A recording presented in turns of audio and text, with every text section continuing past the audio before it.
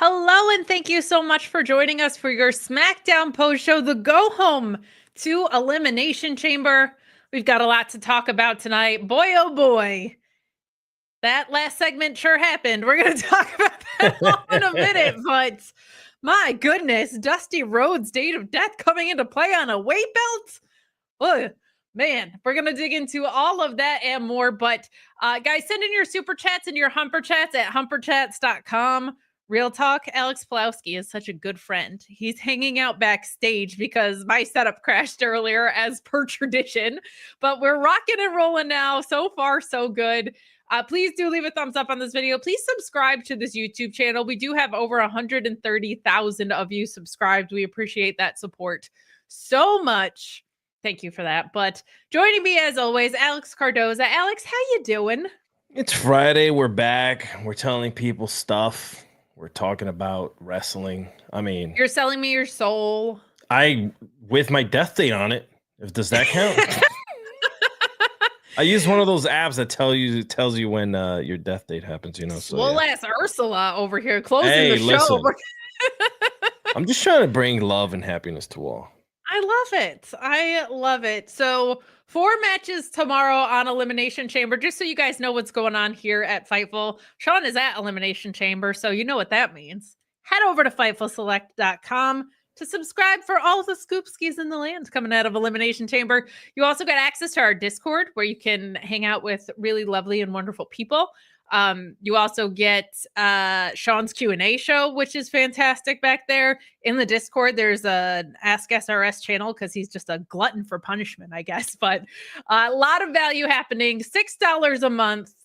My goodness. But let's get into this episode of SmackDown. Also on Fightful, I should mention, tomorrow's going to be a Collision hybrid post show with an Elimination Chamber review. So you'll still get both. It'll be your usual Collision crew plus Phil Lindsay, who is an excellent voice in this space. Go listen to them tomorrow. But if you want to hang out and talk some Elimination Chamber behind the paywall, me and Alex Pulowski will be on Fightful Select, being extremely normal, as we always are. So let's dig in. We got some love right off the bat from you guys. Tim McFowle saying, money's for bangs and clavs. Definitely not for Logan or that last segment. I wonder if we could have a run-in by a certain ghost for his thoughts. C. Delgado also calling for the ghost of Dusty to make a cameo. We'll see what the night brings us. I'm not gonna put anybody on the spot with that, but let's start with the end first. Let's talk about this Cody segment. So there were a lot of things on the show that changed from what was announced to what we got right around, I think 5 o'clock. Sean had reported our scoops thread and said a lot of changes tonight. What closed the show was this segment where Michael Cole, I felt like, had a better sales pitch than The Rock on why Cody should sell his soul to The Rock. If this is Shark Tank, I'm all in on what Michael Cole said, and I'm more iffy about what The Rock said. But let's dive into that first. Earlier in the night, we have Cody at his very bougie locker room that the Rock sent his way, and R-Truth is there. And he says, be careful about selling your soul to the soul man. But then also says, hey, there's a lot of nice stuff in here. Don't be shellfish and spread the love. He requests jelly rolls next time. And then The Miz kind of, I actually thought it was pretty decent in this. I was like the only one online that was like, I kind of like what The Miz said here. But he says if Cody wants to be the 4th judge on a failed TV show, or he could be something bigger and better, he says, like, I live in Hollywood. The Rock runs Hollywood. Like, sell out, man. And I feel like that's what The Miz should be saying. And I also like, because he has this Hollywood A-lister character, that he would be someone who decided to weigh in on this. I thought that was fine. We also get CM Punk laughing it off and saying, you should take the offer, shine it up real good, turn it sideways, and shove it up The Rock's candy ass, which is some good stuff. But then Michael Cole is in the ring with Cody, who I don't think said a word really, except to say, let me cut you off there. And Michael Cole says, no, you're not going to cut me off here. He starts this by basically saying, The Cody we know would never sell out. He uses the phrase sell out. He points out all the things that Cody has done to this point to be a champion of the people. He talks about his time away to get back here, kind of summarizing Cody's trajectory essentially since he came back to the company, right? And then he says, on the other hand, you could have everything if you do sell out, right? He says, you could defend when you want to. No more buses. You could be home with your wife and your daughter, which I thought was like actually the most emotionally appealing part of this. And then he says, plus there's this gift that just strolled in for you, and it's a Ford truck with the American Nightmare logo on it. And I'm not in the contract scoops game. That's a Sean Ross Sapp game. I don't know how much these contracts go for, but I feel like Cody could afford a Ford truck with the American Nightmare logo on it. Like, it wasn't a Lambo. It being a Ford truck felt weird, but it did set up a nice transition into this video package from The Rock, who appears and says, I know you like a truck because you like riding the open roads. You like riding the dirt roads. You like riding the dusty roads. And then he kind of waxes poetic a little bit about all of the benefits of selling out to him, which is kind of just a recap of what we knew. But this clinched with this weight belt that has the day that Dusty Rhodes died on it. And he says, that day broke my heart. Earlier in this promo, he says, I've been talking to your dad. I know you've been talking to your dad about what to do with this. And The Rock says, don't break my heart again. And I don't know. This just didn't do it for me. I thought that line was good, but the rest of it seemed kind of predictable in a way or something, like just I guess exactly what we would expect. So I think it's better that it's not off the rails. Like maybe this is something they should be giving us in what we would expect. But I think Cody turning it down feels pretty inevitable at this point. And it was definitely better than last week. I can say that much. This was definitely better than that. But I just I guess we'll get Cody's thoughts at the end of Elimination Chamber. That's what I'm thinking. But there's nothing really that The Rock can hang over Cody's head yet. And I think that's part of it, of like, usually if someone has to sell their soul, i.e. like an Ursula situation, they promise you all these good things, human legs, for example, right? But wow, we're going like, usually there's human collabs. Like, human collabs, for example. That's how Alec, you sold your soul to get those collabs. We all know it. Amazing. But I feel like there has to be weight to the other side of like, if you turn it down, and maybe that's further down the line in the story, but like, this has more been The Rock offering rather than The Rock saying like, if you turn this down, I'm going to make your life a living hell, as the guy that's manipulating the situation. That could be a post-Elimination Chamber aspect to the story. He could find a different puppet to put up against Cody and all of these things. But I'm just not fully bought in on it yet. But I think there's still time to go. What did you think of this through line with Cody through the episode and how we closed it out? Well, I got to tell you, when I look at Cody, and I've now just kind of trying to see all these storylines that he's been a part of, right? They're all very similar. They're all very similar. And the reason I say this is because they're all intertwining around this person who wants him to do something or wants to fight him, and their love for his daddy. And then like these ultimatums that he has to create, like had to be a part of. And it hasn't really evolved for me.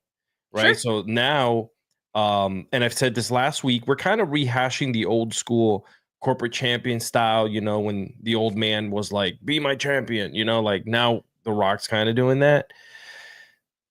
But it's interesting to me because all this yapping and talking, there hasn't been anything coming from Cody's side. Any rebuttal, no arguments. No, I mean, maybe they're waiting for tomorrow.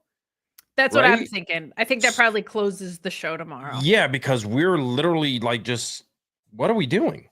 You know, like he hasn't fought back. He does his facial things that he does, right? Looks up at the sky and he's like, "Oh God," you know, and don't talk about my daddy, Other than that, and like even having that truck come into the show today, that prop, he didn't even like. There was no. Back in the day, a wrestler would have grabbed like a chainsaw or something and beat the hell out of it, right? He's just standing there, like emotionless, like not even like, should I like Only this? Should I not? contemplative. Yeah. Like not. Yeah. I don't know. It's a little weird. You hit the nail on the head about that. I don't understand what's going on. Hopefully we'll get the answer tomorrow. I think we will. I think the most interesting thing they could do would probably be to have John Cena win the Elimination Chamber. And then when CM Punk doesn't and realizes he has no way back, Cody rejects the offer. And then maybe CM Punk's call into Paul Heyman is to set up a meeting with The Rock, and then you get corporate CM Punk, which is kind of perfect, right? Because CM Punk selling out is the best way to get a guy who's still super over heel and to end what I am now just calling the cornball era of CM Punk. I understand that guy is super over in every arena he walks into, and I understand why business has been keeping him face for as long as he has, but for him to be like, I'm the devil in the ring, and then sit there and boy, it's great to be alive in name of city hockey team. Like I'm over that. I want him to get something he can sink his teeth into. CM Punk's a really good guy. He's a great bad guy. And the Punk Rock guy selling out to The Rock after their history on screen, I think is like an incredibly compelling way to go. And I also think that's a nice cash in on what the favor from Paul Heyman could be, right? Like that would sew things up pretty nicely. Cena turning heel would actually be super fun, but I don't think they're doing that in his retirement run. Well, I got a question for you. How do we tie in corporate Punk into any of this? How do outside of just being part of the elimination right now, he's getting slapped up by a YouTuber, and put some, I might not like him right now because, and I'm talking about CM Punk, you just don't, you don't become a baby bag bitch, as I like to call it, the triple B, talking ish about your former employer and then showing up and like, it's great to be here in Toledo, Ohio. But that's why the sellout angle would work, is because there's people like you who think that already, right? Like I think that's what works. But that's the thing. Like, has he shown any inclination that this could possibly happen, or are we kind of just thinking that is something really cool that could happen? I'm thinking it's something really cool that could happen because I thought I missed something, and I'm like, wait, I'm like rewinding in my brain, putting all the old VCRs in real quick over here on the left side of my screen just to make sure I know. Looking at there's the tape. This whole thing that CM Punk never got his WrestleMania main event, right? Right. And he didn't win Royal Rumble, and if he doesn't win Elimination Chamber, the story for Punk is, how do I get to the main event of WrestleMania? I've done everything I could. I defeated Drew McIntyre. I beat Seth Rollins. I can't win in these multi-man situations. John Cena, of all people, pinning him would send him through the roof, right? So him selling out to get his WrestleMania main event, I think is perfect. And that would be cool, yeah. I think there's a really easy way to get to that triple threat of John Cena versus Cody. It's like looking in a mirror. But then if The Rock, a board member, has his little stooge running around, sure, like of course he could just create a triple threat. It's The Rock. He can do whatever he wants, right? That makes so much sense now. Yeah. I mean, I wasn't thinking about honestly, I wasn't even thinking that he would even be involved in anything.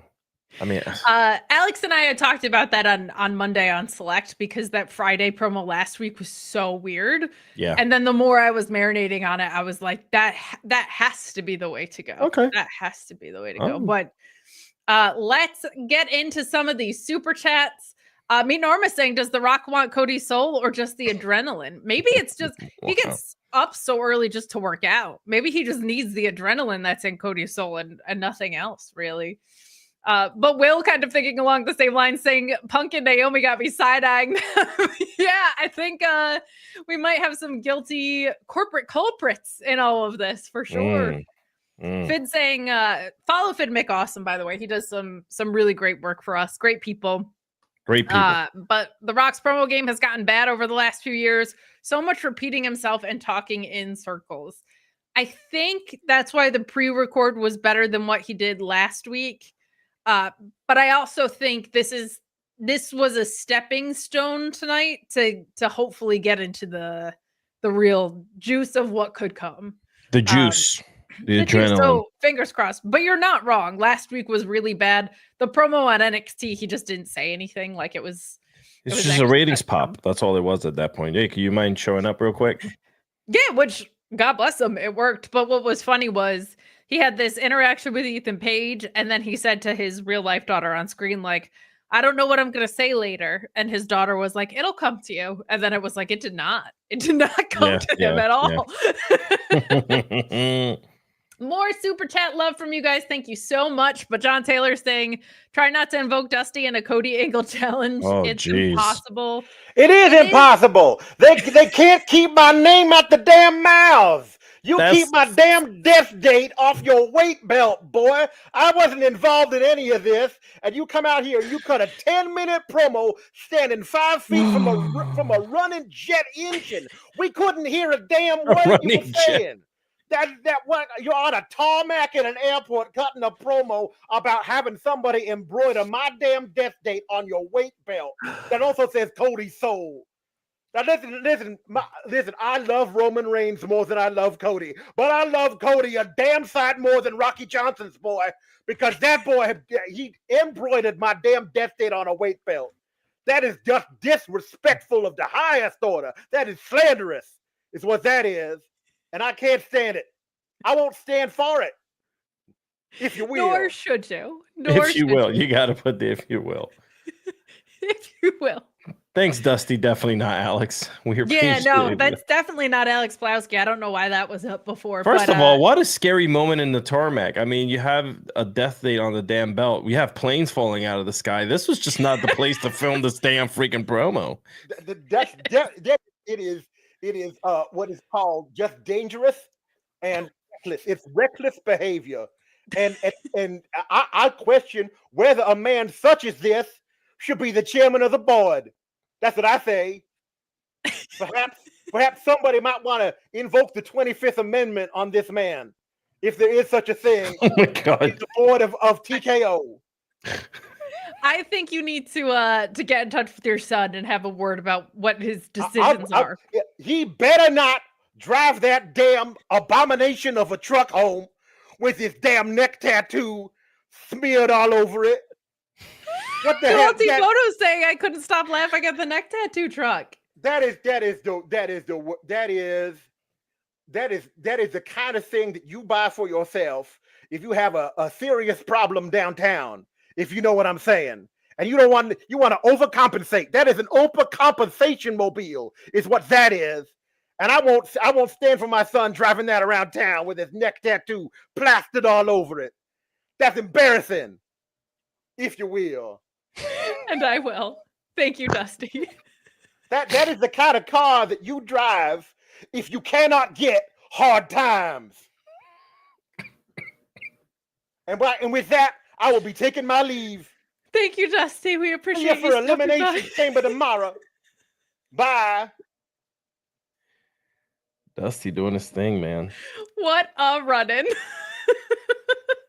John Taylor asking, did I just bring Dusty back for the great squared circle in the sky? I think you did. He was requested by popular demand. So yeah, there you go.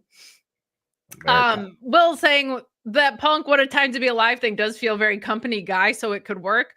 Punk in a 3-piece suit feels funny wrong.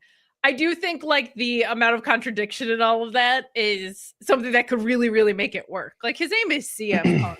Yeah. And like jokingly, people have been calling him Corporate Man Punk, right? Like he went back to WWE. He's the poster child. So I feel like him selling out because there's already like this real life narrative around it is something that could work. Is something that could work for sure. G. Alexander saying this might be a stretch, but it seems like The Rock was wearing a bracelet that looked like CM Punk's. Could that be foreshadowing? I didn't notice that. Guys, let's not. Can we move away from bracelets, sunglasses, and whatever else they're fighting about, please? What if? Oh Lord. Here's more money for the Dusty rant. Thank you. No. Thank you so much.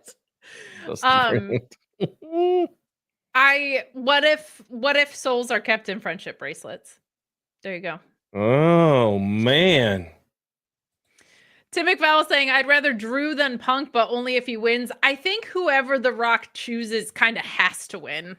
And I also think that's a fun spot for Punk to be in, because if he wins and then Cena beats him at SummerSlam and Cena just runs it out through Survivor Series or the end of the year as a defending champion that way, like, the most important rival in CM Punk's WWE career was that guy, right? That's I think a really good thing. But just Ricardo saying, hello, lovelies. Dusty spitting facts. He's not wrong. He's not wrong. He is not wrong. Me Norm is saying, hello, Pure Bangs Clavicle Boogaloo. Yes. Let's crank. Smackdown was a show sponsored by NyQuil PM. Stop giving The Rock a live mic. Jeez Louise, that was poopy. Poopy, a strong word around these parts, but Slim Jim car was better, if you will. Let's hope that Cody's truck doesn't get stolen like the Slim Jim car did. That was crazy. That was crazy, but I think there are some really fun possibilities with this, but I think like this is something they have to commit to wholeheartedly. Yeah. Cena and Cody being like looking in the mirror at each other kind of guys, in the way that they are like CM Punk called John Cena a big Boy Scout in a promo one time, but that's kind of like, I liked that. Like, I think that in a good way. Like, I think Cody and Cena mirror each other in that way. Cody does it more like the classic 3-piece suit route than jorts, but at the same time, I think they're just both pure good baby faces that the crowd loves, that are there to do the right thing. And then Punk having the edge to him as a completely different type of face could make him the really fun heel in all of this. Guys, thank you for the support. Keep those super chats and humper chats coming. We're going to take a minute to tell you about our friends at BetOnline AG, who came back to us. Man, you can bet on wrestling. Did you even know? Because if you didn't, now you do. But you can bet on wrestling on BetOnline AG. They have their card up for tomorrow. There's odds on the tag team match. Tiffany and Trish heavily favored there. Kevin Owens favored for the unsanctioned match. That one's kind of interesting because I think Randy Orton coming back could end up costing KO if he's healthy and able to return. Bianca Belair heavily favored to win at a minus 450. Bayley at a plus 2,500. So seems unlikely there, but hey, there's a lot of possibilities. If you think they might pull a surprise upset with Alexa Bliss, you could chime in on that. Liv Morgan coming back for Rhea Ripley. If you think they're going to do that again, she's at a plus 400. So a couple of ways to make some money with our friends at BetOnline AG. We appreciate their support. They're going to be with us for a little bit, and we thank you and we thank them. But we're going to have Sean Ross Sapp tell you more about them. Hey guys, I'm here to tell you about BetOnline.ag, the official betting partner of Fightful. It's not just an online platform. They've been trusted for over 25 years. They boast a focus on the player approach and have built their reputation on offering their clients nothing but the best. From cutting-edge technology to enticing promotions and the latest sports betting odds. Whether it be wrestling, MMA, boxing, or football, baseball, basketball, or racing, anything you can think of. All major sporting events are covered by BetOnline.ag. Fast payouts, highest credit card acceptance industry-wide, safe and secure online environments, and their live betting feature allows you to bet on your favorites weekly and easily and in real time. BetOnline.ag, that's where we're going at Fightful. That's where we suggest you go as well. That's where we get all of our odds at. BetOnline.ag. Only bet what you can, and please bet responsibly. Guys, thank you so much for the support. Thanks for this chat from Jason, who says, don't bribe a man who owns a bus with a truck. Offer him a jet. That did seem kind of backwards, but I liked what Michael Cole said about, like, you could get rid of the bus because you wouldn't be on the road anymore. You could just defend kind of when you wanted. I thought that was a nice touch for sure.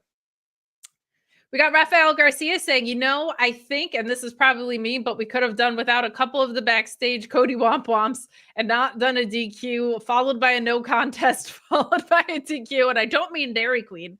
I think if it was Dairy Queen, there'd be less complaints about it, because who doesn't just want like a delicious milkshake or something? Oh, but man, soft serve right about now. Also, does every Attitude Era star filibuster? Or I think part of the reshuffling of tonight was a cause of why this episode felt so disjointed. Let's start. Not start. We already talked all about the Cody stuff, but like from the overall perspective of the show, there was a whole mini tournament for a U.S. contendership after they said last week that LA Knight was already the number one contender. And he ended up winning this. So I don't understand what the hell that was, other than just taking up time. Like, if LA Knight is not the kind of guy to back down, and he wants at that US championship, right? So if you wanted this to happen, why didn't you just have Jacob Fatu come up to him and be like, yeah, I think you've already had enough around this US title picture, mister. I want that contendership spot. And then LA Knight's like, you think that I'm going to back down from a fight against you? And then Carmelo Hayes worms his way into it. But like, they did no real creative work that I saw either online, or like they just had Nick Aldis be like, there's going to be three matches and then a triple threat for the US contendership. They just completely contradicted what they did last week. So I didn't like that. And I got to say, I'm getting a little, I never like revolving door segments. I don't like the format. But like the road to WrestleMania was mostly these same guys talking at each other about stuff that happened months ago. The road to Elimination Chamber has been all these guys talking about stuff that happened months ago, mostly, except for Damian Priest, I feel like. But like, we've been kind of just on repeat cycling with the same top guys talking about the same stuff that happened in the past, and like no evolutions of it in the past 4 months. Like I don't know.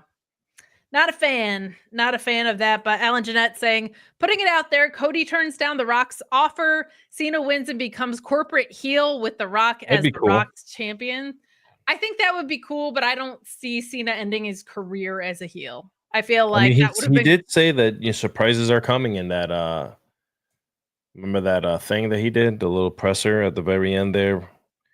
He was like, "This is my last tour, and I'm gonna do things differently, and surprises are coming." No offense, but that's a terrible John Cena impression. Okay, ready? You sounded more like Rocky Balboa.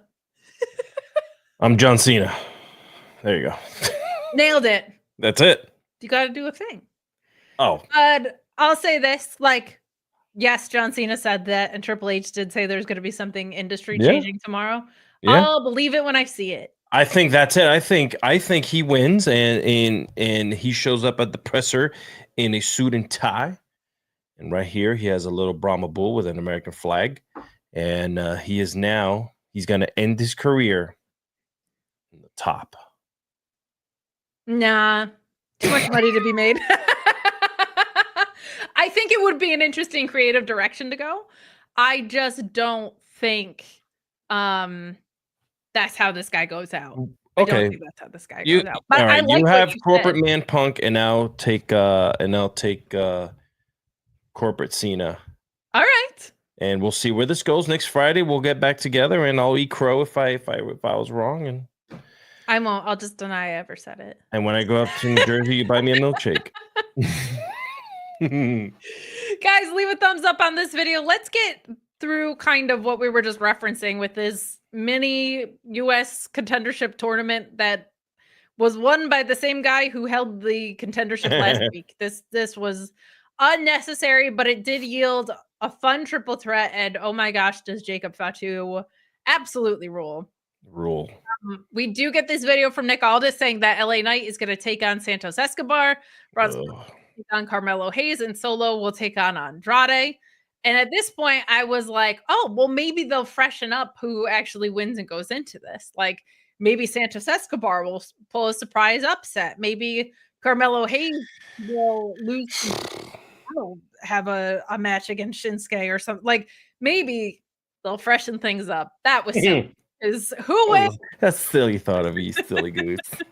How dare you think like LA that? Knight, who was already a contender. I'm glad they remembered Santos Escobar was on the roster, though. That guy rules.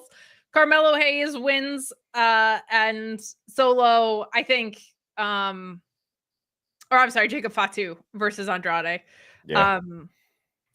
I think we probably knew that Jacob Fatu was going to be in, but I was like, maybe they'll freshen things up. They did not. It's just the same guys. That's 0-2 for you. There with those great. 2 matches.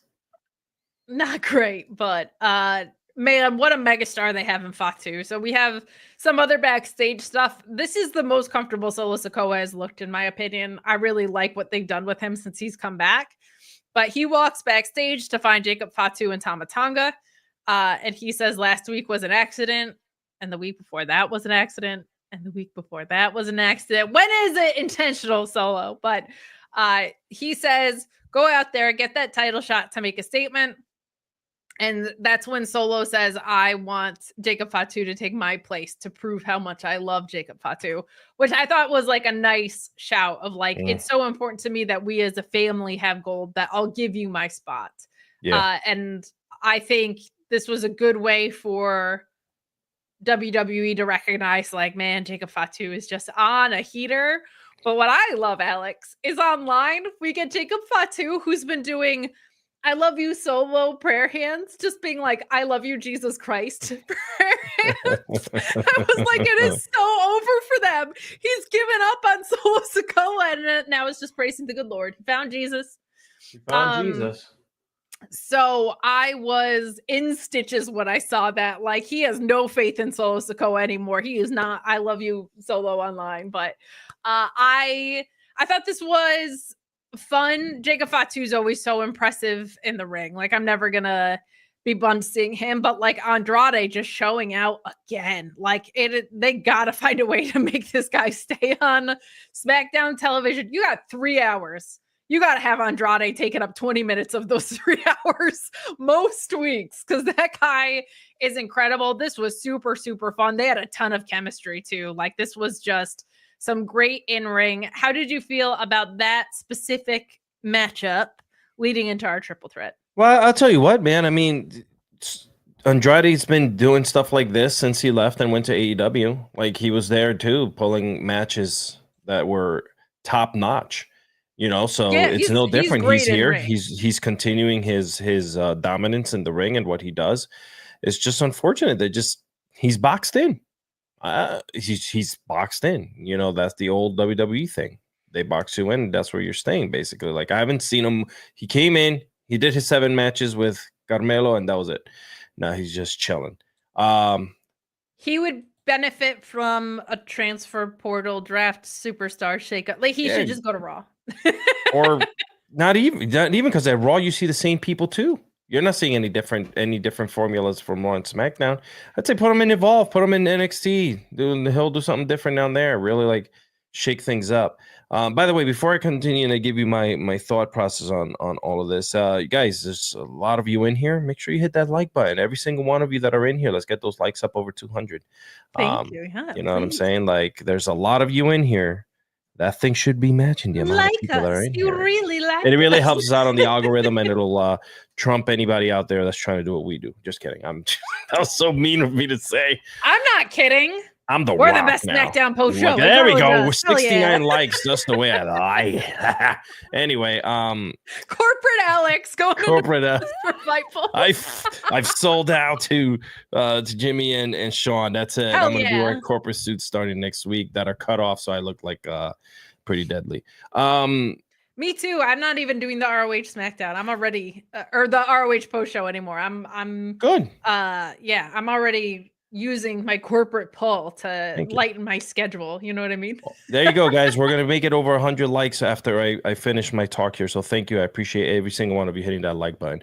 So it needs to be 169 so that we can go. If you guys give me 169, I'll show something off on camera. If you guys get those likes to 169 and above, I will show something on camera. I will promise you that. Anyway, listen. Here's the other thing that I was going to talk about. We spoke about Santos Escobar too in this whole deal, like, you know, getting everyone ready for this triple threat that's about to come down. I'm not dropping any names, but I might have been texting with someone whose name sounds like Santos Escobar early in the day, and I was just Mantos like, bro, Escobar? Yeah, Mantos Mentobar. Alex bullying us worked. Hell yeah. I was just saying, you know, like, I need you on my TV. You know what happened? Feet. They're done with clavicles. They want to see feet. I mean, whatever gets us over 169, I got you, baby. What was I gonna say? Yeah, so we need. I was like, yo, like, can you get, like? I don't ask questions. I don't. I was just like, yo, I'm a big supporter of yours. Every Friday night, I'm praising your name. Where the F are you? Why are you not on my TV? Why are we not world champion? Like, what is happening? If you're able to give the championship belt to someone like Priest, who I don't think he was a bad champion. He was just kind of just transitional to me in my brain. I'm like, why can't we do that with someone like you? Like, and I hate to bring this up, but like, we had someone like him in Eddie Guerrero, who was a Latino and fought his ass off to get to that top, right? I mean, this man has it all, man. Such a complete package. I would love to see him in the Intercontinental picture. Yeah. I think there's so many interesting things that they could do with Santos Escobar. I feel like a mid-card championship run would be wildly productive for him. And I agree. Like, I think he's a world champion caliber wrestler, but they seem to occupy that part of the product with the same guys right now. So if not that, why is he not in the mid-card mix? Yes. They did unfortunately release Elektra Lopez, who was with them.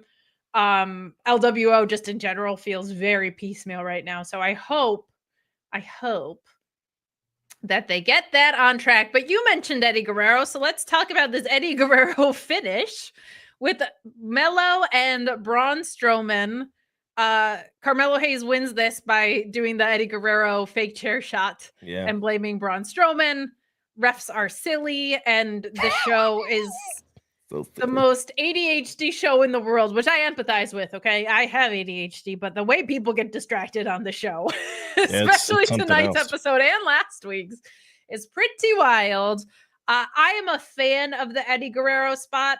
I like that Carmelo is clever. I will say, though, he is the type of heel, to me, when you go out there and say, I am him, right? Mm-hmm. Like, you're not the I have to win in sneaky ways. Clever ways, yes. But I don't want to see him start to, whenever they don't know what to do with the heel, they're like, make him the Miz. Like, go the chicken shit route. And I'm like, that's not who Carmelo is as a heel. So the Eddie finish, sure. Because that's a smart finish. But I'll tell you what, like, they cannot continue down a road where this guy isn't just very good and wins matches clean. There's no reason you can't have Carmelo Hayes winning clean matches on my television. You saw what he did with Andrade in that best of 7, and then you now are doing things like this.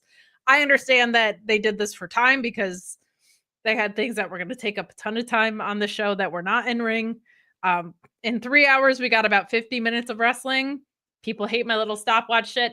I don't care. No. I don't.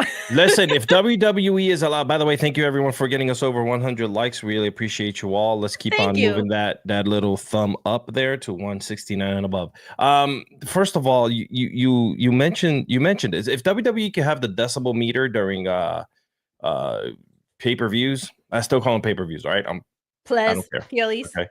Okay. That's just my old schoolness. I apologize. I know they're plays, but I still call them pop-ups.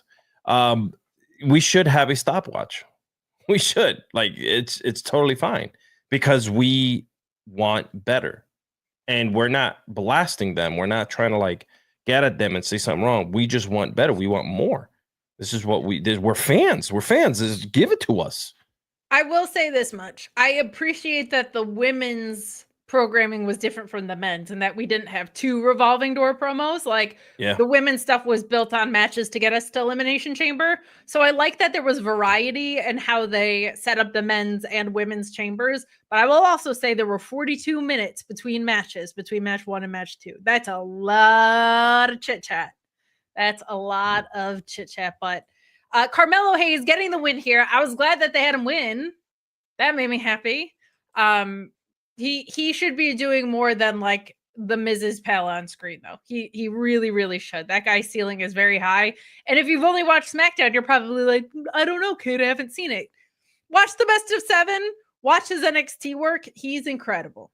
He's incredible. But guys, get in those super chats and humper chats.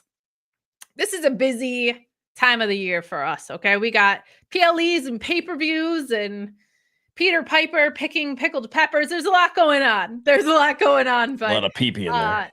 With all of this content, with pay-per-views, with all these different streaming platforms, there's never been a better time to have a VPN, and NordVPN is the best one. I watch all my WWE programming on Netflix because I, much like Elimination Chamber, am in Canada. You will save so much money on pay-per-views if you go to Lithuania or other places, but watch content on whatever platforms you want, save money on pay-per-views, secure your connection with NordVPN. There is no product that we have promoted more on Fightful that I use while I'm awake than NordVPN.com/Fightful. You guys have probably seen me anchored to my desk an awful lot for quite a while, and I've always got NordVPN on all my devices. That's because that's what NordVPN.com/Fightful allows. You get the fastest VPN in the world on all your devices, on all your operating systems. It is so beneficial to have that versatility. Here at home, I put it on my router just in case, and I put it on my phone, laptop, desktop, PC, and smart TV. That allows you to get all the benefits. The online threat protection, the ability to change your virtual location with just one click, the ability to use that NordPass password manager, the file encryption tool, all that good stuff on everything. Also, you can subscribe to all those overseas services I'm telling you all about, all with 24/7 tech support and a 30-day money-back guarantee on top of an already amazing deal. Protect yourself on all your devices with NordVPN.com/Fightful. And I do want to say this, you guys know I've been a supporter of NordVPN for a long time. I got like their longest plan that'll probably last me until I can no longer move. They might disappear and dissolve, and I still have a subscription for them. That's how good I think. In today's times, with everything that's going on, it's very important to protect your data. If you guys know what I mean, I'm not going to talk about it here. You guys can follow me on my TikTok for that. But make sure you get yourself some NordVPN. It's very important. Plus, in 17 states here in the United States, there's certain websites that are blocked. And if you want to see those websites, you need NordVPN. He means if TikTok gets banned, obviously. But guys, we'll also remind you mid-show to subscribe to FightfulSelect.com. There's a lot more of you watching now than were at the beginning of the show. Over almost 5,300 of you actually tuned in, listening to us yap about wrestling. So thank you so much for that. But Fightful Select, best $6 in the game. There are some reports out there that we reported a couple weeks ago that have picked up some steam otherwise from other people completing those reports with, I guess, extra details or whatever. But Josh Alexander, for example, going to AEW was something that we reported as expected a while ago. We had a lot more information on the Ryan Nemeth lawsuit or non-lawsuit against AEW. Some confusion that Sean clarified regarding that. It doesn't look like AEW was implicated in the suit yet, or at least nothing was filed for that yet. So stay tuned to FightfulSelect.com so that you're getting the most accurate information possible. And about 80% of the time, that information comes from us first, if not more. I think 80% is actually generous. So stay tuned to FightfulSelect.com. Might sound like I'm standing on business today because I am. Sean works very hard to bring you guys the most information and the most accurate information. But there'll be Elimination Chamber scoops all weekend. So check those out as well. Programming note about the main channel as well. On Fightful Select, you'll have me and Alex Pulowski reviewing Elimination Chamber. Dusty Rhodes, who was on earlier in the show, I'm sure will be showing up there as we're extremely silly behind the paywall. But on the main channel, you're going to have your Collision post-show hybrid with Elimination Chamber. That'll be Iridian, Cresta, and Riccicino, who do a great job on the Collision side, joined by Phil Lindsay, who one of the best voices in wrestling. He's so damn Phil. good. I love doing shows with him. He's the best. Like his analysis specifically of a lot of the people that are in Elimination Chamber, like their characters, is some of the best that there is. So he wrote a really good article too for Bleacher Report, which I read, and then there's a lot of his ideologies in about wrestling and psychology. Like we align very well. I can't wait for one day to meet him. I have family out in Chi-Town, so I hope one day I get to go out there and shake his hand for how amazing he is. So yeah, I mean, like for $6, man, we got it going on. And by the way, thank you all for your super chats because of your super chats. A lot of love tonight. And the love that you've given us. As you can see, the lovely Kate sounds so damn crispy and thank you. With her brand new mic setup, her new PC hasn't. Knock on wood, hasn't fallen apart. Hasn't down on me yet. Yeah, look at us. Look at us. We're just. I've got a big girl setup to stream with you guys. We are real podcasters. Thank you so much for joining us. The first full post Smackdown show. Thank you so much for joining us. We appreciate you hanging out. But Kylie, the Game of Princess, saying, hi, friends. I hope you all are well and know I love you. We love you so much. Trans rights are human rights. Just going to throw that in there. But Aaron Ruiz saying Alexa Bliss was the best thing of the show. Clearly unbiased. The girls did well tonight. Happy Chelsea didn't get pinned and Roxanne got the W. We're going to talk about the women's wrestling in just a minute. But let's finish talking about these matches that led to our triple threat, because we still have Knight and Escobar to talk about. Knight winning with the blunt force trauma. I don't think that's a surprise, because that would have been really dirty if they were like, hey, we're taking away your contendership spot and from last week, and we're not even putting you in the triple threat. Would have been some dirty work. Not a ton to say there. Just nice to see Santos Escobar back in action. He's so talented, and I think he deserves the world. But in that triple threat, we do have LA Knight retaining his contendership, I guess. So looks like that is still full steam ahead. It was a very weird way to go about business. And I just wish there was some creative justification for it. With the type of face that LA Knight is, you could very easily have had guys go up to him and be like, you've been around this picture for long enough. I know I said this earlier, but like he's been in the US title picture for the better part of the past year and a half. They could have just gone up to him and been like, it's my turn. And he says, nah, and just wins that same triple threat that got set up anyway. But I'm glad that the guy who already had the contendership won it, because that would have felt very weird if you weren't then starting a program. And if you were starting a program, there should have been a creative reason for that program to start, right? Mm-hmm. Mm-hmm. Dominoes would have had to fall in the right order. So more or less it was a waste of time, but it was a pretty entertaining waste of time, because Jacob Fatu is great. Nice to see Santos Escobar in action. Carmelo Hayes looks good. So I don't hate it, but it did feel like a weird way to go about business tonight, Alexis. Yeah, I agree with you. I'm like, why are these matches being put together? Like, what's happening? Like, and why is Santos Escobar losing? I put a blue sky skeet out. I'm like, yo, if he doesn't win tonight, and I tagged you, obviously it was to promote the show, and I was just like, I'm gonna lose my shit, because can we get some momentum, please? Listen, LA Knight is gonna have love and momentum anywhere and whatever he does. All right, sure. Bring back the European title, put it on him. Doesn't matter. Like, he's gonna just be. There's always gonna be a rocket, because people enjoy him for who he is. He's still super over. Yeah, that's what I'm saying. So like, I just think that there's sometimes needs a shakeup. Things need to be refreshed. You said it earlier in the show. We're just getting a lot of the same. A lot of the same. A lot of these elements are just being put in a blender. Okay, here's what you're getting today, of just the same people. I agree. And I had kind of said that in reference to this revolving door promo.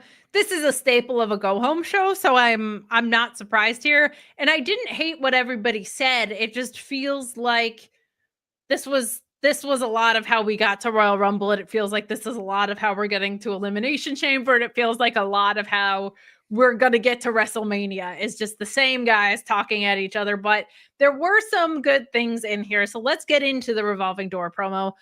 Not my favorite format for something, but I can't argue that it's a great way to have a bunch of people say their final piece before they enter a multi-man match, right? That's why they do this, is so everybody has their mission statement for what they're going to accomplish tomorrow. So we have a John Cena hype video that Drew McIntyre interrupts, and he is little crazy ex-girlfriend. Like, he cannot let it go with some people. Yo, I love that, because Damian Priest says similar. But before that, we have Drew McIntyre calling Cena a hypocrite. I love him saying, what would 2011 Cena say about present day John Cena just walking into a match and not earning his way into a match? And I love him bringing up 2011 Cena, because 2011 Cena is going to come out to face CM Punk at some point, right? He also says that his bald spot at this point needs its own area code, which I thought was a nice little shot there. Yo, I popped so hard. I wasn't like, I was just kind of like listening off the end here, and I was just like, he went there. God. He's been so great. He's been so great. The reports were that they're very high on what he's going to accomplish on the Smackdown brand, and I think he's earned every bit of it. He's been excellent. So, but then Damian Priest confronts Drew, and he calls out Drew's constant complaining and obsession with CM Punk. And Drew's like, no, I'm not. I'm not obsessed with CM Punk. And he's like, bro, you're sitting like him right now. You're sitting Indian style on the table. Literally. He goes, man, our truth makes more sense than you, which also cracked me up. But I actually liked what Damian Priest had to say the most in this, because he was like, I'm going for that Mania spot, but I'm going to pin you to do it. And that was just a really great way of saying, like, this is my rival, but I'm not taking my eye off the prize, right? So I appreciated that from him. He gets interrupted by Seth Rollins, who stirs up all the past rivalries that are going on with these guys. And I like specifically here, he gets into the history at Money in the Bank and WrestleMania that all three of these guys have together. If it weren't for CM Punk being himself and Drew being awful, then Seth would have beaten Damian Priest for the title. And I think that piece gets lost because so much of the Drew and CM Punk story pivoted from those moments. But then CM Punk joins in because his name got said, and he's mocking Seth Rollins' beautiful outfit. He's got like the red cropped quilted hoodie with the red quilted pants. And I'll say this, it takes a lot of confidence to wear that, and it takes a lot of charisma to pull it off. But when someone says, man, you look like an oven mitt, I don't know if there's any overcoming that. That was so good. But Punk saying, like, I got problems with everybody out here except for you, Damian Priest. You're cool. And that was such like an F you, you're cool, F you. But his focus is on WrestleMania. This is also why I think we're getting corporate Punk. He's fixated on this WrestleMania main event. And then the live crowd gets totally psyched out.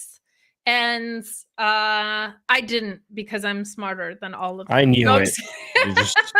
I knew you were. But I did say Logan Paul is going to come out next, because there's no way you would have John Cena come out and then Logan Paul. That's just not the order you would do things. But Cena's music hits and out comes Logan Paul. The live crowd totally bit that Cena was there. And yeah, that is always such a fun little trick to play. But I saw it coming. So good for you. Look at you. Smarter than everyone. No, you are kidding. Definitely. No, you are. It's all right. Oh, thank you. You can brag. You. But I did have the thought of, like, it'll probably be Logan Paul next. And I really like that CM Punk just says, like, man, I hope you're not this boring tomorrow, because Logan Paul doesn't really like dig into anything. So this just was what it was. I don't love the formats of these, but if you're going to do it, I think everybody said things that were logical and made sense. And kind of set a good final piece going into the match tomorrow. Like everybody's characters aligned with what they said and why they're in the match really well. This just felt very long, and I think these promos are kind of corny. No, I mean that there was a lot of like overstepping. Like the ring got full rather quickly. Even the ending there where he was like CM Punk's like, "Oh, I'm gonna come after you." That was like he's running away. He's like, play my music as he's running away. Like you can't hate on MJF when he does that. The chicken shit runaway spot while screaming. That's when you're a heel too. That's different. Yeah, right? correct. Yeah. Well, yeah. I mean, he's a heel too. They're both heels, right? So it's just like you gotta dislike this too, because I disliked it. No, not Punk. I'm talking about Logan Paul when he was running away from CM Punk. Sorry, yes, he's a little. Yeah. They're both. Yeah, so he's just standing there for like a minute. Punk is only 2 feet away from him, but he's still screaming, play my music, while running away. You know, like I understand like why he went after him, but it felt a little bit weird, especially when he's like, hey, where's Punk at? I don't see you. He's like, I'm right here. I'm gonna join the Rock. I hope so. I think that would be super fun. But me and Norma saying, man, it's great to be alive in Clavtown, USA. Clavtown. Whatever Seth was wearing should be in the Smithsonian, along with Kate's bangs and Cardozo's clavs. Meet forever will be I'm gonna donate my clavs after I pass away to Fightful. Like I hope that they like science so that people can learn how to get better ones. Dip them in like silver and just like hang them in the Fightful Hall of Fame.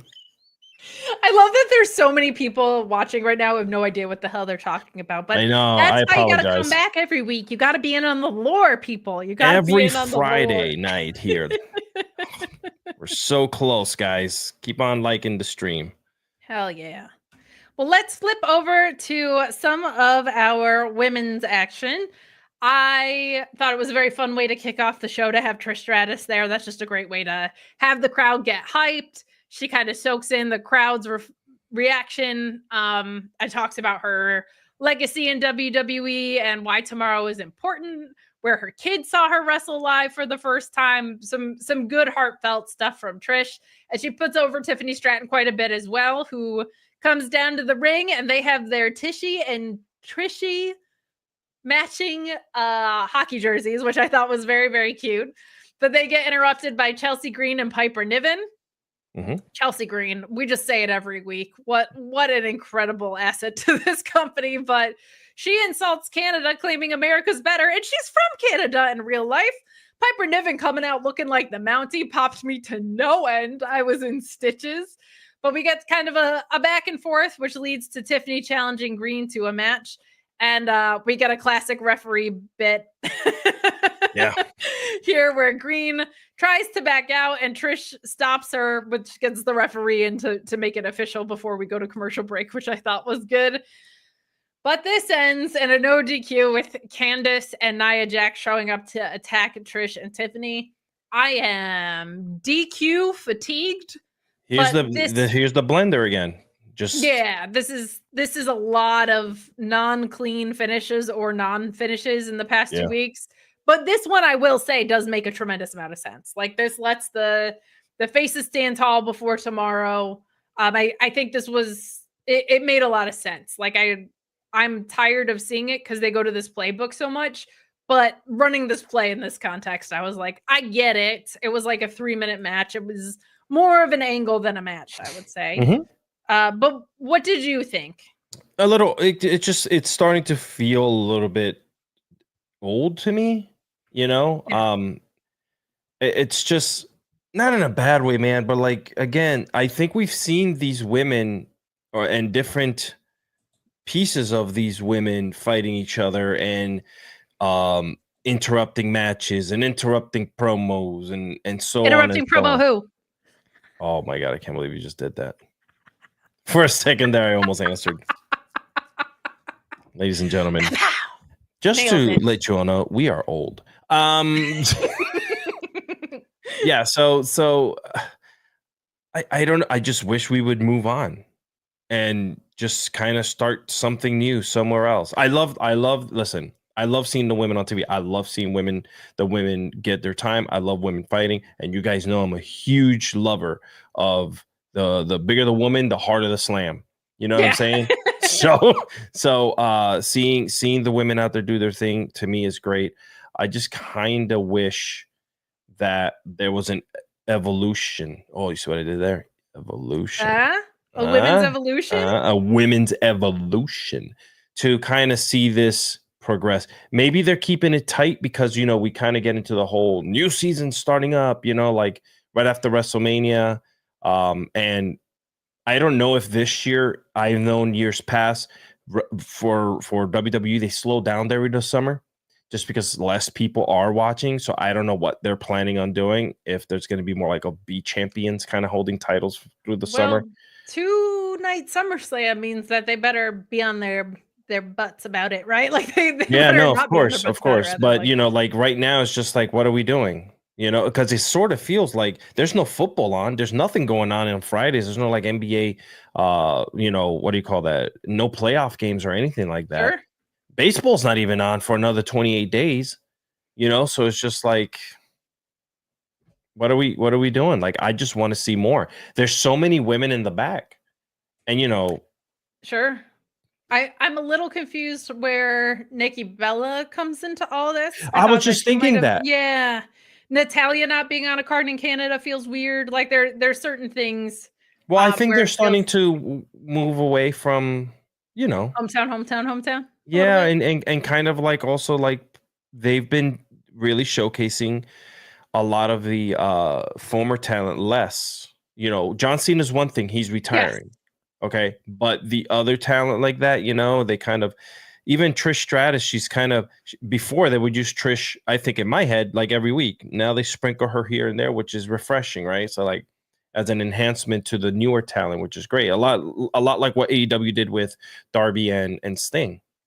Sure. I will just say that our frustrations on screen mirror what Sean had heard, right? He reported that there were frustrations backstage. I think a lot of it falls in that mid-card title arena. I think they owe it to the story of Nia and Tiffany to pay it off because they didn't do that yet with Nia and Tiffany. So I think they're right to wind it up, but I'm with you on like, let's wind it up. Yes, we do get a promo from Charlotte saying like, this tag match is adorable.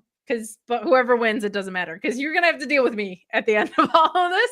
I thought that was well done from her. She is kind of coming back as her boss character, and I like that she's working more heel now. Any thoughts on what we got from Charlotte? A lot of talking. Kind of just. She had a quick one, but yeah, this was a very not now. I mean, like in general, like that's more of what I've been seeing, right? Yes. For whatever reason, I guess, physicality wise, like the old saying, right? You're going to have to pay me to be in that ring and show you what I can do, right? Like Brock Lesnar did it for so long, right? Yeah, big fights, big paydays. That's the only way you're going to see me in the ring. So maybe that's what we're going with her, like kind of show off what she can do. And instead of putting her in the ring every Friday night, you kind of like showcase it, right? Which is cool. But I'm kind of just, okay, cool. I want you to get physical. The only kind of tricky thing with that with the Royal Rumble winner is I feel like we know what you're doing at Mania. So what happens in between can be like, sometimes it feels a lot like this. Yeah. And so plus with her injury, like not saying that she's injury prone, but not at all. Yeah, she's been healthier for a while, but that was a big one. We don't want anything bad to happen. I mean, she's a veteran. She's had hundreds of matches in that ring. So, wear and tear. This is exactly it. Just like Sean has to pay Kate and Alexis to work big shows like tonight. Big match, Kate and Alexis. That's what we and Alexis. I'm like when you get the big title marquee at the theater and then no, stop it. We're a duo. I'm kidding. We're an alliance. You're my heavy. You guys know I don't fall for that. I am 6'5" and full of punching love. I don't want to be too violent and then get a strike on the channel. I was gonna go real weird there, and I was just like, Alex, calm down. We don't want to get that's a t-shirt if I ever heard one. Punching love. 6'5" and punching love. And full of punching love. My God. Guys, getting those super chats and humper chats. We're coming down the home stretch. A few more things to talk about on this episode. Elimination Chamber tomorrow. We've got Revolution next week as well. I think Sean will be doing the post-show solo for that. So stay tuned and tune in for that one. Also, Alex Pulaski and I will be reviewing Revolution behind the paywall as well. Oh boy, is that card heating up to be something special. Revolution. I am excited for that, but we've got more to talk about. Alex, we've got tag team drama to talk about. That was just as bad as that whole like debacle with Mitten Man. I want to call him Mitten Man because that's what he looked like when you said that. That's what he looked like, Seth Rollins, like That's a what mitten, said. like a mitten running into the ring. An oven mitt. An oven mitt. Yeah, there you go. Because it was all quilted, but we earlier had the Prophets talking with Nick Aldis, and they say they're not going to stop their rampage until they get a title shot, which I was kind of like, it's not fully like a rampage. It was mostly vignettes and like a couple interferences, but point made. Yeah, and then Legato walk over and ask for an apology for what this whole thing started, and Aldis makes kind of the obvious tag team match for tonight, but the Street Profits are ambushed by DIY on the ramp, and there's just a brawl. The Garzas join in, but the Street Profits are taking control, and here comes Pretty Deadly, which I loved the way that they came in here with the intensity, but I gotta say, like, I love their theme so much. It's one of the few from like this era that I really enjoy. So when they jump in somewhere, I want their theme to be playing throughout the whole segment. Pretty Deadly, yeah. They need to do what AEW does when AEW decides to play like the final countdown throughout the entire match. That makes me so pumped. You guys have no idea. Whenever that was happening, I'm like drop kicking windows, friggin' setting the stove on fire. Like, it was crazy. Sorry. No, that was like a fun anarchy in the arena staple. I'm with you on that. But we get DIY fighting back, and the Motor City Machine Guns arrive, hitting some big moves, and they stare down the Street Profits. And security finally intervenes with all of this. This would be really fun if I hadn't seen permutations of pretty much all of these matches already.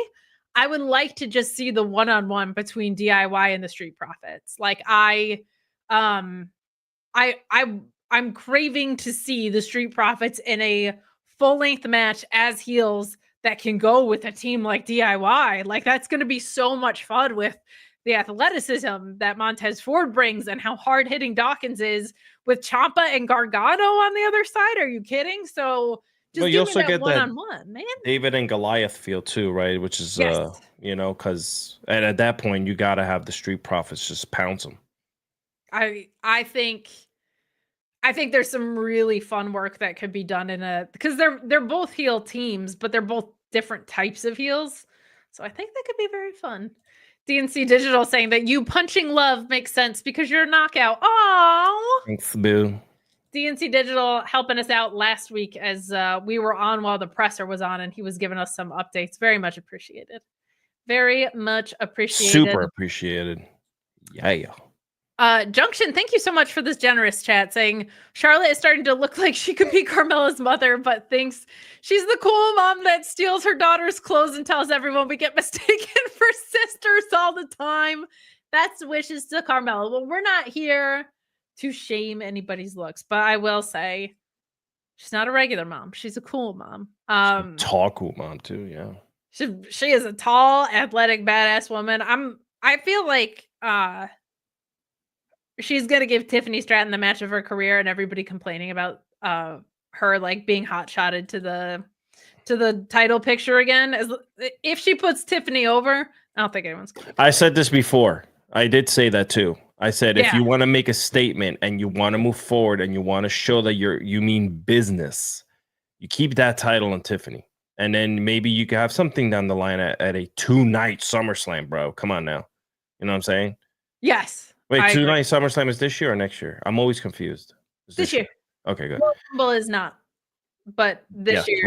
Right. Royal Rumble's next year. Yeah. Correct. A 3-night Royal Rumble. That's what we should have. A 47-night. Ooh, that'd be great. A whole month. Yeah. But yeah, I think set a statement. We got a chat that says love the hair, Joel. I'm guessing that's for Joel Pearl and his haircut that he's not happy about. Maybe for a different show that just got sent in That gets sent in. No. Guys, we're really close. Never mind. Almost at 130. Oh my gosh. Send in those likes, baby. Send in those likes as we continue down the way. But man, we've talked a lot about how top stars are just running back different permutations of stuff with each other. Sami, Zayn, and Kevin Owens, you could run back 482 times and I would not be mad. This stuff makes me so invested when these two talk at each other. Like, you have Sami Zayn calling out Kevin Owens, wanting to talk face to face before their match, saying he just wants to like leave it all on the table before they beat the crap out of each other. And Kevin Owens is at the venue where Elimination Chamber is taking place and warned Sami that after tomorrow he'll have nothing left. And he's like, and I'm not even going to help your family. I'm not, because you're selfish and you should know not to do that to him. And Sami retorts and says he's nervous, not for himself, but for Kevin Owens and what he's going to do to them. And he says he's worried that Kevin Owens' family will never forgive him. And they just kind of leave it at that. Say, see you tomorrow night. And I am so impressed by the way that they've been like, it's like last week, Sami Zayn said, it's almost comical how many times we faced each other, but this time is different. Like, this guy tried to end my career. This wasn't us just arguing through things like brothers. Like, this is it. And I'm sold. I'm sold on this. I know you were hesitant on it, and if you are tired of seeing these two guys fight again, I wouldn't blame you for that. I think the Randy Orton possibility is something that is really intriguing. I just don't like to speculate on people's health, but I think that could get really, really interesting. What did you think of this segment, and what do you think is going to happen with this feud? I think I've seen everything out of these two.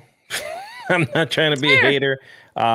You know, if we're gonna, you know, guys, it's very important. If we're gonna have a show like this, we have a lot of different opinions on certain things, and I just think that for me, this one is something I've already seen so many times. I mean, we're talking about decades that these guys have been fighting. So, you know, it's kind of like the easy way in, you know, like they were in separate parts of the world, and then all of a sudden now they're back together to fighting each other. You get what I'm saying? So yes, they were on different brands and the whole yeah. So I do think that I hope, I said this in the past, I said this when they had their last match. I hope this one kind of sees them separate again, let them go their separate way, because what I feel inside is that they're gonna have this match. They're going to hug it out, and then all of a sudden we're going to see this tag team reunite again and, you know, kind of like do that again. I don't know why I feel like maybe that's the way we've seen it 100 times before. That's why yeah. And with Randy Orton, kind of like, I don't know, like, where has he been? Right? Like, what do we do with him? Well, he's been for real injured. Right. Yes. And then he's been back and forth a couple times. If he's ready to go for tomorrow, do you think that would change your mind on this feud? Like, if he comes back to cost Kevin Owens, because that's where this all started, would that change your mind, or are you just like, no, just stop? It would just, I mean, if he costs him the match just because, you know, to continue that storyline, if it's gonna mean that we're gonna put this to an end, you know, like, okay, he signed another 5-year deal with WWE or whatever he did, right? He made that funny joke in the car. Yes. So for these next couple of years, are we going to continue seeing these links get back together, or is he going to, if Randy Orton comes in, then can we call it there, please? You know, like start a 5-year feud with Randy Orton. Sure. I think because everything Kevin Owens has been fixated on kind of started with the Randy Orton feud. That could lead to something great, but I agree with you. Like, if you're gonna tell me this time is different, it has to be different. Like, these two can't cross paths again for a long time. And I feel like there's nothing after Sami got thrown out of the Bloodline family. Besides that, he had like that weird like the Revolution style character where he was, you know, remember that? Yes, he looked that like ruled. Fidel Castro. I loved it. Yeah, so like the conspiracy theorist guy. Yeah, conspiracy theorist. Yeah, so what's and before that he was in Johnny Knoxville matches.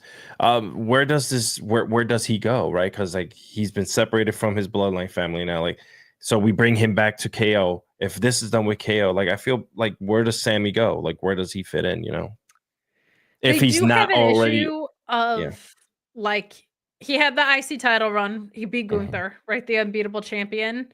It feels like they're not intent on giving him a title run, but they are intent on keeping him at the top of the card. Right. So, like, I thought he and Punk actually had one of Punk's best matches since he's returned.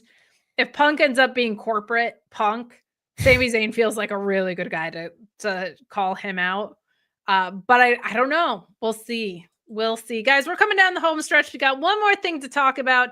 Last call for super chats and humper chats. You've been so generous to us tonight. Thank you so much. Very much appreciated. Join the Fightful post show tomorrow here on the main channel with Iridian, Cresta, and Phil and Riccacino. Or join me and Alex Pulaski behind the paywall, FightfulSelect.com. But closing us out, we've got Bayley, Naomi, and Bianca versus Rox, Liv, and Raquel. This is kind of what I liked more on the show, was the way that the in-ring got us to the Elimination Chamber stuff for tomorrow. I also love that Roxanne is new to the roster, but she had like a 9-minute match to show some stuff that she could do in this. To me, the big takeaway of this, I was like, this is a perfectly cromulent go-home angle, and I like them because Bianca feels like the inevitable winner tomorrow. Yeah. Getting to see Bianca just show out is something that's so awesome. We'll see if like Jade comes back or what happens with the whodunit storyline, but I really think they want to do the Bianca Rhea match. I want to see it. It's new, so give it to me. Put it in my veins. I think that's the right call. But it'll just be interesting to see, is it going to be Bianca versus Rhea and we're two of the best of this generation? Or is it going to be heel Bianca versus face Rhea and what that could lead to? Do you have a preference on that? What did you think of the last match that we're talking about tonight? No, I don't really have a preference, to be completely honest. You just want to see them beat each other up. I just want to, yeah, please just beat the. I'm sorry, I just. No, those are two of the strongest wrestlers in the world. Like I want to see that so bad. I need violence. You need the violence because we get a lot of storytelling. We do. I need fighting. Yeah, that's why I think you could even go the babyface route of just like, these two are so good in the ring and they're both so damn strong. Like, it could just be an all-star game. It could just be my best, your best. I think that could be really fun. Yeah. Love Roxanne getting to show off a little bit though. She does pick up the pin with the Pop Rocks. It was denied initially, but some good stuff here. Roxanne looks good, man. She looks good. She's great. She's great. You know, it was funny because I don't know if you saw, there was a picture going around, but when Roxanne came out, CM Punk was like looking from the curtain. Yes, yeah. So Roxanne is like an AJ Lee disciple, and Bayley was always like an AJ Lee disciple. I'm not saying AJ Lee is coming back, but if she was going to come back, wouldn't it be for a triple threat with her two children? Maybe. Wouldn't it?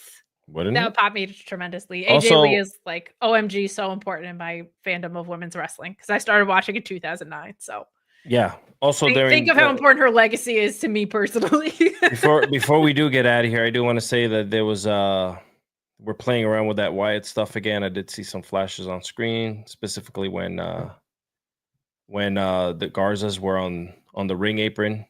Left side of the screen. And Alexa Bliss used the sister Abigail to lay in the spot as well. Good stuff there. And I'll save my comments about them for next week. Oh, and it's not what you guys think. So. It's a trailer, you guys. A cliffhanger for next week from Mr. Cardoza. You're doing all cool things. Me Norma saying, RM in the chat is trying to make me vegan. I thought this was a safe place. If Cody takes the Rock's deal, I'll skip meat for a day and only drink Wheatley's. You're so funny. I'm just saying right now, it's not a bad time to be vegan because tofu's $2 and the price of eggs is like $9 million a carton. So make your tofu scrambles, people, if you want to save money. But before we get out of here, Cardoza, let the people know where they can find you. Follow me on, if you guys never heard of it, alexiscardoza.com, where you can find all of my links and everything that I'm working on. And it is March 1st, which means it's the beginning of my birthday month. So a lot of cool things happening. You're tomorrow, such a white girl. It's your birthday month. You love like good pumpkin spice lattes. Never too late, never too early for well against science. Respect.